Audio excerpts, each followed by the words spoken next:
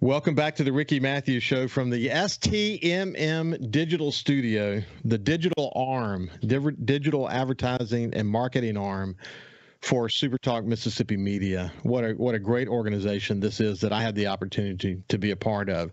We're going to shift gears now after having this terrific conversation with Jeff Duncan. We're so lucky to have access to Jeff from NOLA.com and the Times-Picayune.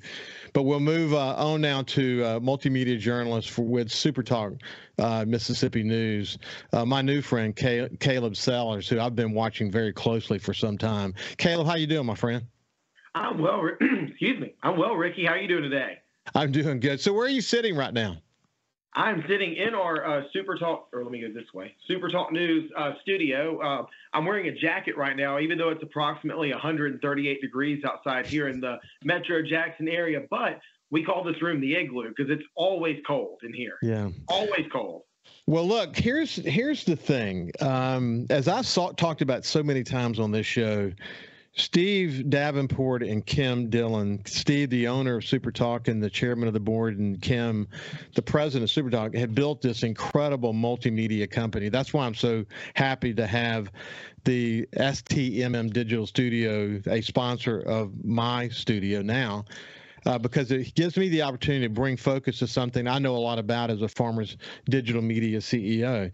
They're hitting on a lot of cylinders. Their news effort, the news effort that you and JT and others are part of, JT Mitchell, the news director, who's been on my show several times, is extraordinary. I mean, the thought that Steve has 26 radio stations, 12 that are part of the SuperTalk Mississippi Network, and then another 25 plus radio stations that are part of the various networks that he's put together, like, for example, the Ag Network and the News Network. So when Caleb and his team are working together to produce news, that some comes from our show, some comes from our massive networks of contacts. When they produce news, it goes to all of these radio stations, some 50 plus radio stations across the state of Mississippi. It's an amazing effort, and you know, I've watched you, Caleb, closely as a former publisher, and I can't be more complimentary about the progress that you've made as a journalist, buddy. It's been fun to watch. Well, I appreciate that, Ricky. That means a lot to hear from you. You know, where you've once worked and where you've once been, and so it means a lot to hear that, because I have evolved from. I've been here for a year and 2 months now, and when I first started, I was like, all right, let's get into the den of lions and let's figure this out. And as time has gone, though, I've just grown and grown. But you mentioned JT Mitchell, and I could not be more complimentary of JT Mitchell as a boss, as a mentor, as a friend, as someone that I get to see on a daily basis, because he's helped me grow a lot. Alyssa Arbuckle, one of our other journalists, she's helped me grow a lot. And it's a real team effort around here. I mean, we really don't do anything without going to each other and helping each other, picking up the slack where everybody else needs help. Yeah, it's interesting, Caleb, and you know this already, but for the listeners who have not heard this before, SuperTalk is unique in the United States, really, at a time when radio stations are getting gobbled up and becoming sort of a national footprint, and they're doing, you know, kind of a cookie cutter approach to shows across the United States. Steve Davenport has done literally the opposite. He's moved to more of a local approach. That's the reason he brought me on the coast to bring a local voice in the coastal Mississippi, recognizing that this is an economic engine, and he felt strongly that we needed to do what we've done now with the Ricky Mathews Show.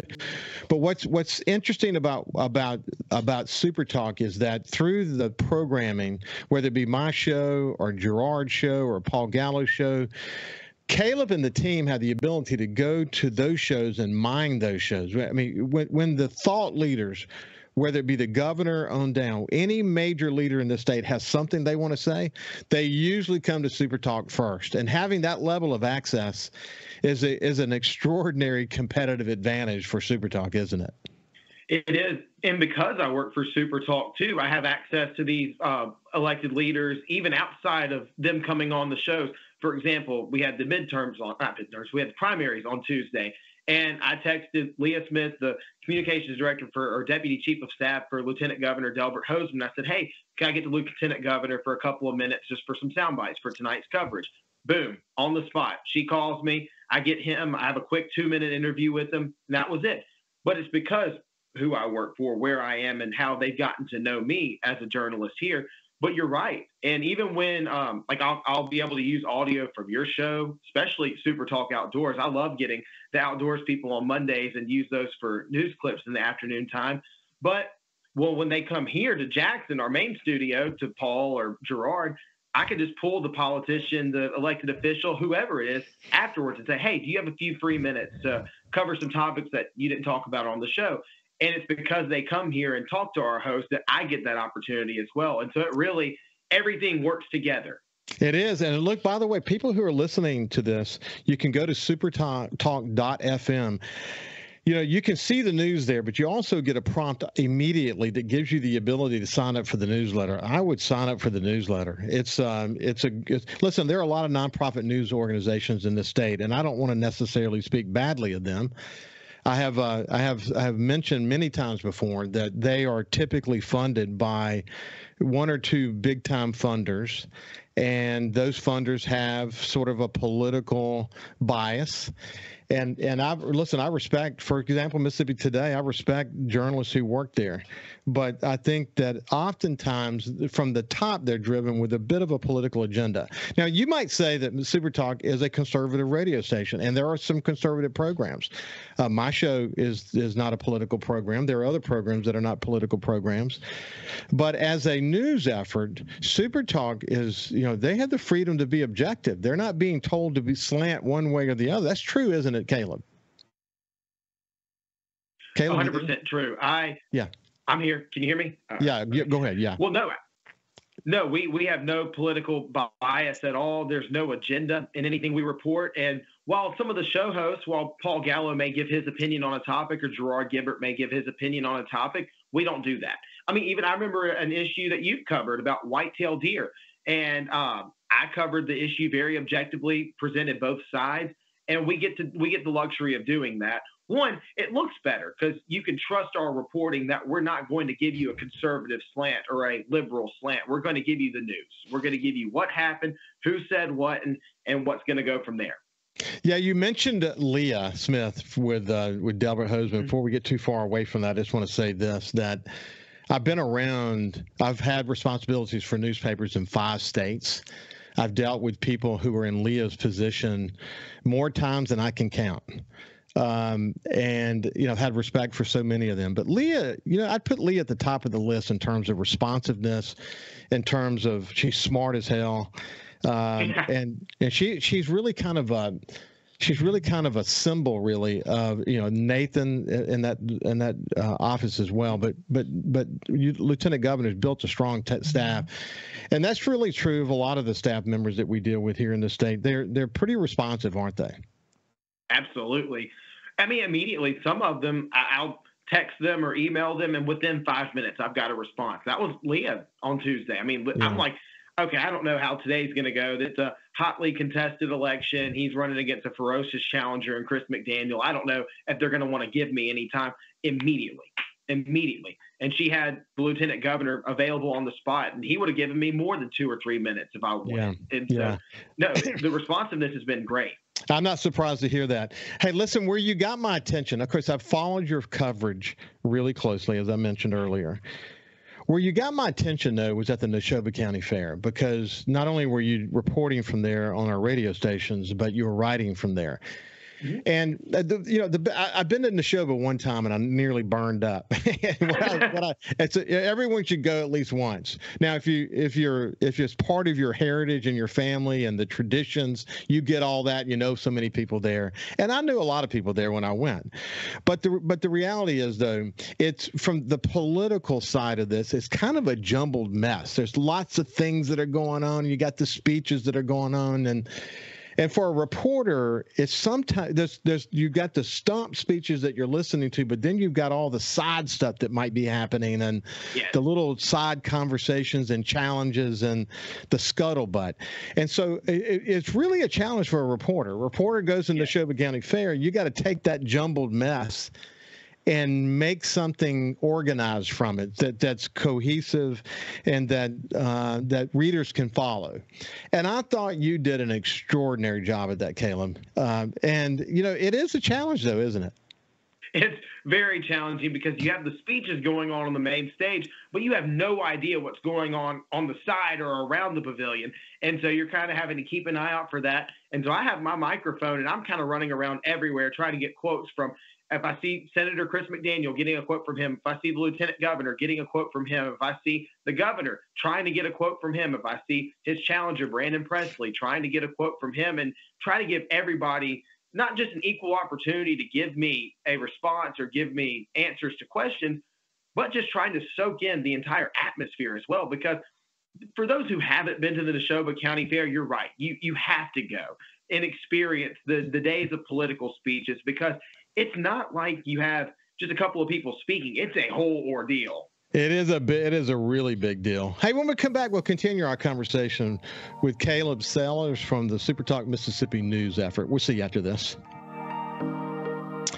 Welcome back to the STMM Digital Studio and the Ricky Mathews Show. I'm glad to have my friend, multimedia journalist from SuperTalk Mississippi News, Caleb Sellers.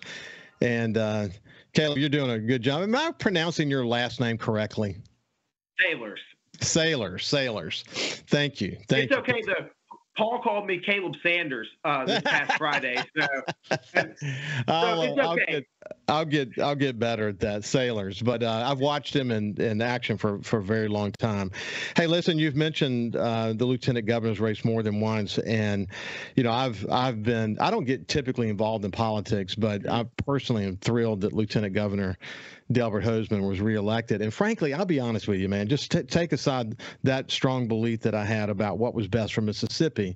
It was one of the nastiest races we've ever seen. And there's been a lot of nasty races that typically follow Chris McDaniel when he runs. But if this had gone into a runoff, I literally was praying for no runoff, because if this had gone into a runoff, it would continue to divide our state. That's the thing that bothers me, is in a time when our state needs to be coming together, we're kind of driving this wedge right through the middle of Mississippi, and I didn't want us to have to experience that. So I'm thrilled that that's behind us, but that had to have been quite a challenge to cover that particular race. Well, absolutely, because there were allegations from both sides. Then you had the personal allegations too. And how do you report on that, right? Especially if they're baseless, they're unsubstantiated, and you don't have anything to back it off of. And so there were things that we're not going to touch this. We're not going to cover this because it's a baseless accusation. There's no proof to prove any of these things. So, for example, when there was the issue of redistricting Madison County, there was no proof that the lieutenant governor had any intentions to move Madison County to a completely different district. And so we're like, all right, we're not going to cover this until something, comes up, until there's actual evidence that there was a motive behind this. But with the name calling, with the slanderous accusations, it was just, I don't know, you just feel icky inside covering it, because the candidates are going to throw mud at each other. That's going to happen in every election cycle. You'll see it in the governor's race. Brandon Presley and Tate Reeves will throw mud at each other, but it's not going to get personal. Yeah. And the lieutenant governor, during his speech at Neshoba, actually referenced the 2014 election in which the late Senator Thad Cochran defeated Chris McDaniel for U.S. Senate. But he said you would think he would have learned from Thad Cochran. And I thought that was a very damning statement from the lieutenant I agree. governor. And listen, I knew Thad Cochran personally, had the opportunity to meet with him many times. He was one of the most kind statesmen I have ever met, outside of maybe Governor William Winter, who I had the pleasure of having a good relationship with. But Thad's role after Katrina saved Mississippi. I can't say that enough. I mean, outside of the work that Governor Haley Barbour did, Thad Cochran's one of the single most important person that Haley Barbour worked with as the chair of the Appropriations Committee. And watching what the campaign and those involved in the campaign did as it related to Thad Cochran back in 2014 was hard to watch, and a lot of those tactics came right into this race, unfortunately. And it was so frustrating to watch. And I know from a journalist point of view, I've seen this before. Your phone rings, these allegations come. Somebody might even send you a video of something that's incredibly damning. You don't know whether this video's been edited. You know what I mean? You have to sort through those things. To what extent do you want to become part of news? Not just cover the news, but become part of news. And when you just make a decision about something like that, it has to be incredibly thoughtful. And I often say on my outdoor show that I don't say 99% of what I know. I'm just trying to keep the important stuff out there in front of the public. But if I told everything I knew, it would concern people big time. Absolutely. And I know you feel the same way, don't you? Absolutely. And when covering, an election, right? These two men are running to be the lieutenant governor of Mississippi. I'm not interested necessarily in their personal life or in the mudslinging. I'm interested in policy. What are you going to do with taxes? What are you going to do with the ballot initiative process? What are you going to do to benefit Mississippians economically? I'm not worried about, who did in their personal life. Now, if it's something terrible, then yes, we will bring that to light. Absolutely. But when it gets to a point of he said, she said, accusations or allegations all the time, then it just becomes a jumbled mess. It's not really much of a campaign anymore. It's just I don't know how to phrase it properly, but it's just a punching match. I know it is, and that's the mudslinging and the role that social media plays and how it empowers people. And boy, I watched Jeremy England, the senator here on the coast, sort of deal with that. And look, I've always been impressed with him. I was impressed with the way he dealt with the change in the state flag. I have not always agreed with him on certain legislation, but he will discuss it with me. He'll come on the air and there's no agenda, and he's smart and well-read. But the way he dealt with the attacks on him, I've never seen someone so adequately address the attacks on a person like he did. It was impressive, wasn't it? He was very impressive, and he was unashamed of how the allegation that what is he wearing? Why is he wearing that pink tutu? He's like, I'm raising money for breast cancer awareness. Right. But he didn't respond with anger. He didn't respond with malice. He responded with kindness, and because of that, you saw the good that came from it too. He raised a lot of money for breast cancer awareness. I can tell you that my friend John Carter, who has Carter's Champions and the American Cancer Society, loved the attention that they got. But anyway, man, I can't wait. We got a lot more to talk about as we go forward. I can't wait to have you back, Caleb. You've been terrific. Thank you, my friend. Thank you, Ricky. I appreciate it. You bet. Hey, listen, have a great weekend, and we will see you on Monday.